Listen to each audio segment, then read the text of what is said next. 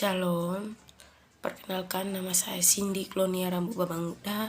Saya mahasiswa Institut Agama Kristen Negeri Kupang dengan program studi bimbingan dan konseling Kristen semester 1 kelas B dengan nomor induk mahasiswa 104 2022 0048.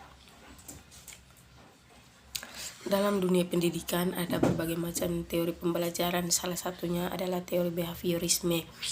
Teori behaviorisme merupakan salah satu teori yang terfokus pada pengamatan tingkah laku sebagai adanya akibat dari stimulus dan respon. Dengan kata lain, belajar merupakan bentuk perubahan yang dialami siswa dalam hal kemampuannya untuk bertingkah laku dengan cara atau hal yang baru sebagai hasil interaksi dan respon.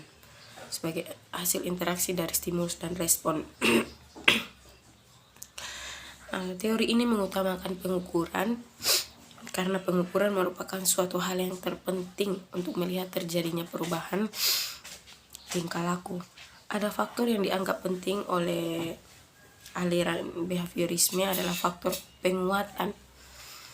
Penguatan adalah apa saja yang dapat memperkuat timbulnya respon. Contohnya ketika ada siswa yang boleh dibilang aktif dan mempunyai perilaku yang baik, di sini kita dapat contohnya di dalam kelas dia melakukan hal-hal yang baik atau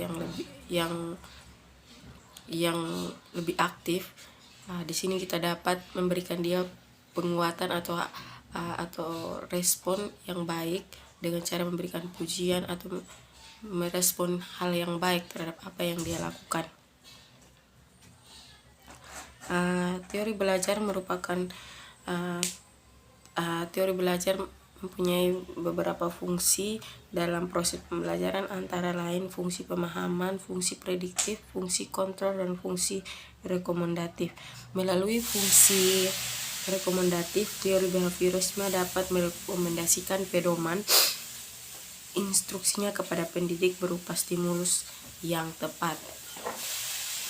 Aplikasi teori ini sangat cocok untuk peroleh kemampuan yang membutuhkan praktek dan pembiasaan yang mengandung unsur-unsur seperti kecepatan, spontanitas, kelenturan, refleks, dan daya tahan, dan sebagainya.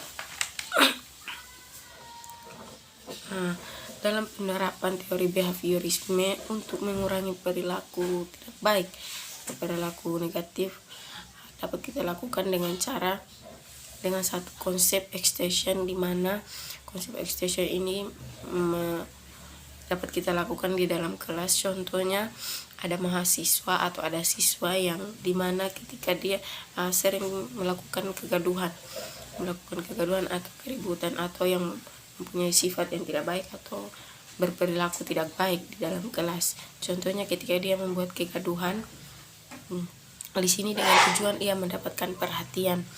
Nah, di sini dia dengan bertujuan mendapatkan perhatian, dia melakukan hal-hal yang negatif atau bertingkah laku yang tidak baik. Nah, yang sering terjadi, yang sudah diterapkan di dalam kelas, guru sudah menegur dan juga memberi hukuman, tetapi siswa seringkali melakukan hal yang sama. Nah, dalam konsep extension ini dia mengajarkan bagaimana kita bisa terapkan konsep extension ini dengan cara kita melemahkan perilaku tidak baik, dengan cara kita mengabaikan ketika dia sudah melakukan berbagai macam hal, berbagai macam cara, dan ketika sudah diberi teguran dan juga diberikan hukuman, dia tetap melakukan hal yang sama.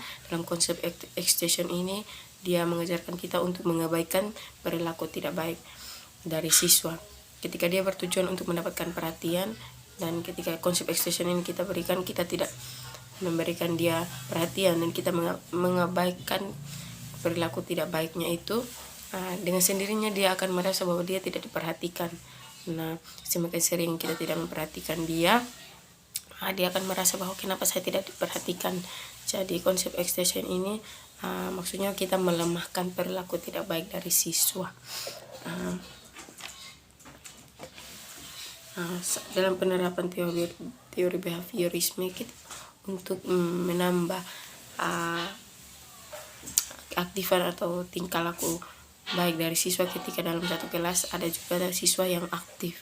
Maksudnya dia kadang sering melakukan hal-hal yang baik atau apa. Di sini kita dapat memberikan dia pujian seperti memberikan dia jempol atau memberikan dia pujian pada siswa yang mempunyai perilaku yang baik dalam kelas. Ada 3 hukum dalam pembelajaran, salah satunya hukum kesiapan, hukum latihan, dan hukum akibat.